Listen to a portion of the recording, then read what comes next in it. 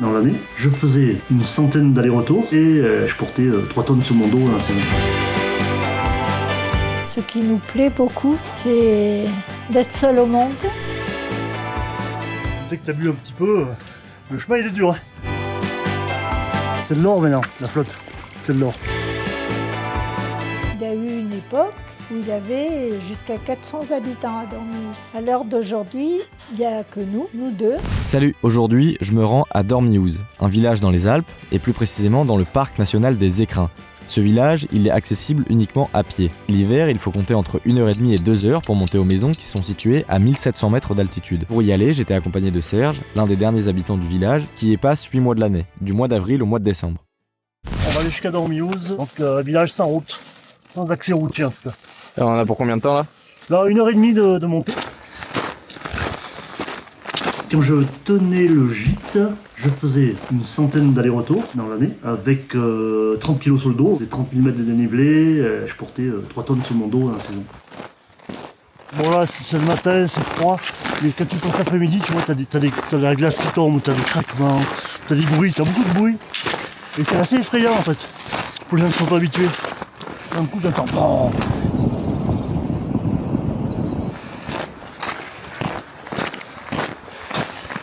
C'est easy. On se revoit là-haut, mais facile. En 1935, donc, ils ont commencé une route pour accéder au village de Dormihus. Donc elle a été creusée à la pelle et à la pioche pendant 5 ans. Et puis en 1939, début de la guerre, arrêt des travaux. Et ça a jamais repris? Alors ça a repris après-guerre, mais tu sais, après-guerre, il fallait refaire la France et la route de Dormihus, tu vois ce que je veux dire, elle ne passait pas au premier plan, donc ça a capoté.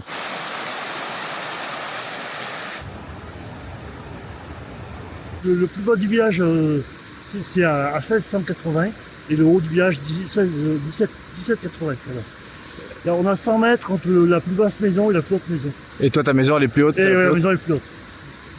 Mais j'ai plus de soleil aussi.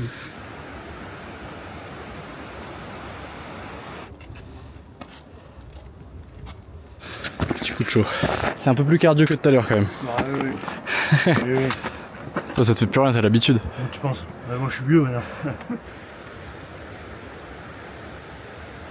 Je faisais le malin en bas. Là, j'ai des grosses gouttes de sueur.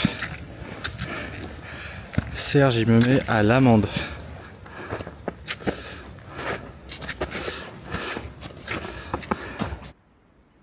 Donc là, on est à Dormihus. Voilà. On est le bas du village. Tu vois, quand c'est escarpé, tu vois, sur 100 mètres de hauteur, t'as des maisons.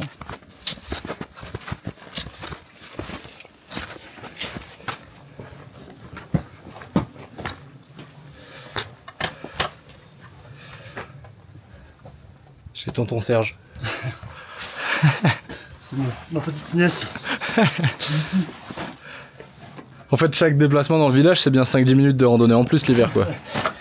Et oui, tu vois, c'est les fameux 100 mètres de dénivelé entre le bas et le haut, bah, il faut les monter. Alors, tu vois, quand on boit l'apéro chez les voisins d'en bas, bah, après il faut remonter le soir. Et surtout que la nuit, il n'y a pas d'éclairage. Il n'y a pas d'éclairage, puis dès que tu as bu un petit peu, le chemin il est dur. Oula, pas chaud. T'as vu comment c'est frais?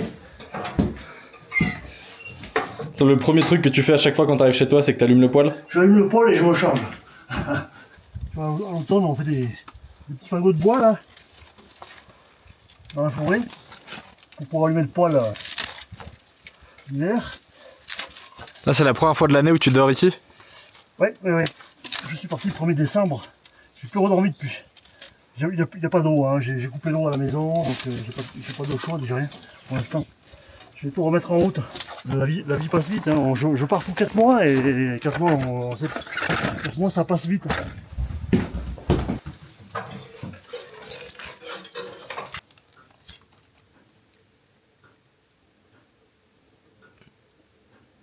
Ça, c'est la maison de tes parents, du coup?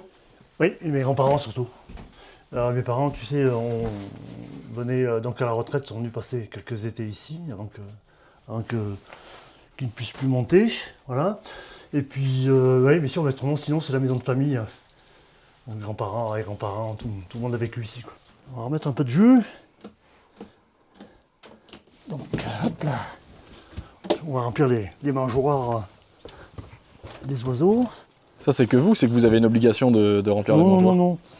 Non, c'est parce que, en fait, tu sais, depuis des années, on donne à manger aux oiseaux comme ça, là, pour les mésanges. C'est tellement beau d'avoir toutes ces mésanges, tous ces oiseaux qui viennent manger, là. On y passe un temps à regarder. Et donc, quand je peux pas monter d'une semaine, je peste.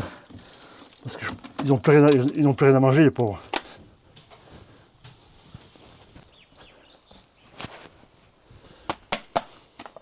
En fait, c'est toujours pareil, j'ai toujours peur qu'il arrive quelque chose à la maison, tu vois, un coup de vent qui enlève une tôle ou quelqu'un qui forcerait une porte. Et donc c'est vrai que j'ai toujours cette envie de venir toutes les semaines, de voir ce qui se passe, quoi. Là, c'est quoi le programme? Là, on descend chez Martine et Alain, donc prendre le repas. Et profiter aussi de tout ce qu'ils vont nous raconter. Et puis après, voilà, tu vas prendre tes quartiers, je pense, là. Je pourrais me reposer, tu m'autorises à me reposer après? Ouais, je t'autorise à te reposer. On a un captage d'eau potable, tu sais, tout en haut, à 2000 à 2500 mètres, là, avec un réservoir derrière le village de 50 mètres cubes. Là. On a toujours cette eau impeccable, regarde ça, sans traitement, sans rien. Magnifique. C'est de l'or maintenant, la flotte. C'est de l'or.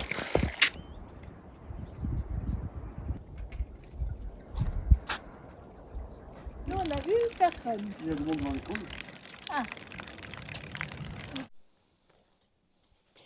Voilà, la famille, mon arrière-grand-père, ma grand-mère et sa fille aînée, qui est la sœur de maman. Maman était dormiousine. Elle est née à Dormiouz, elle est allée à l'école à Dormiouz et elle est restée jusqu'à l'âge de 16 ans à Dormiouz. Il y a eu une époque où il y avait jusqu'à 400 habitants à Dormiouz. C'était un véritable village et il y avait 80 maisons. À l'heure d'aujourd'hui, il y a très peu d'habitants, il n'y a que nous deux. C'était très difficile, 400 habitants, ils n'avaient pas suffisamment à manger, hein. Ils n'avaient pas suffisamment pour vivre. Pas mal de Dormiouzins sont partis gagner leur vie ailleurs. Après, il n'y avait plus que 200 habitants, en gros. Ils avaient 8 mois d'hiver et 4 mois d'enfer. C'est ce qu'ils disaient, parce qu'en fait, en 4 mois, il fallait récolter, déjà pour les animaux pour toute l'année, pour eux, les jardins pour toute l'année aussi, pour vivre. Ils faisaient le pain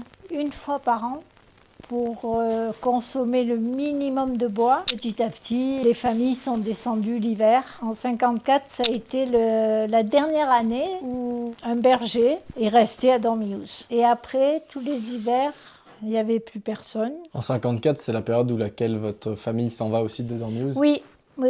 C'est à cette époque-là où ils sont partis de Dormiouz en hiver et au printemps, ils remontaient. Très souvent, le soir, on est seul à Dormiouz et c'est ce qui nous a beaucoup plu, ce qui nous plaît beaucoup toujours, c'est d'être seul au monde. Quelquefois, il m'arrive de prendre mes raquettes le soir avant la nuit et de faire le tour du village et je vérifie bien qu'il n'y ait pas de cheminée qui fume et je rentre chez moi et je sais que je suis toute seule à Dormiouz. Je dis qu'en règle générale, on vit à Dormiouz 300 jours par an. Et comment est-ce que vous vous fournissez en termes d'énergie? Au niveau de l'électricité, on a les panneaux solaires. Après, en recours, quand il fait mauvais plusieurs jours, on a le groupe électrogène. Mais bon, on évite de trop le faire marcher. Parce que déjà, c'est bruyant, c'est polluant. Et puis, il y a l'essence aussi. Hein. C'est vous qui faites vos courses à pied? Oui. On prend notre voiture en bas au parking quand même. Mais il y a quand même 1h30, 2 heures. Ça dépend comment on est chargé. S'il y a la trace à faire en raquette, on met plus de temps.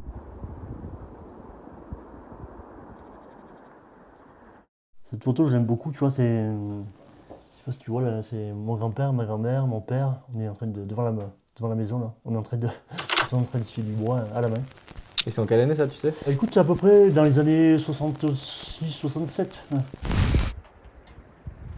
Je suis retraité depuis longtemps, 7 ans, et j'ai tenu le gîte en dessous pendant quelques décennies. 2 décennies. Je bossais toute l'année dans le gîte, je suis pas devenu richissime, hein, je te le cache pas. Mais c'était une activité qui me plaisait, puisque du coup ça me permettait aussi de rester dans le village. Ça va te paraître stupide, mais ce patrimoine qu'on nous a laissé avec Martine, hein, c'est ça en fait, notre famille avait toutes ces maisons qui sont là autour, tu vois. Ça appartenait à la famille. Donc les maisons se sont partagées entre frères et sœurs. Chacun avait à cœur, hein, puisque moi avec, de faire tenir cette maison debout, quoi, et de perdurer cette famille dans la vallée, quoi. C'est vrai que des fois je me dis, rien ne m'oblige. Des fois c'est dur, hein, parce qu'il y a de la neige, parce qu'il fait froid. Mais tu vois, j'y reviens toujours avec plaisir. J'espère y aller, monter ici et habiter là le plus longtemps possible. Je ne me vois pas maintenant à mon âge faire autre chose, quoi. Ce que je sais faire, ce que je maîtrise. Si tu veux, j'ai eu une belle vie en fait. J'ai pris ce gîte pendant 20 ans et mes parents qui étaient à la retraite à ce moment-là m'ont aidé à tenir ce gîte, à faire les jardins, etc. Donc tout ça, ça fait que j'ai passé une vie dure, si tu veux, physiquement dure, mais agréable, et non, je regrette rien, quoi. Rien du tout.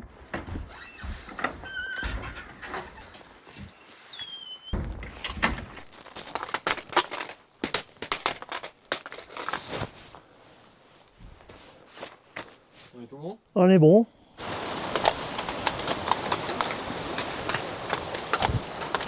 C'est pas mal aussi, hein, comme ça, avec la neige.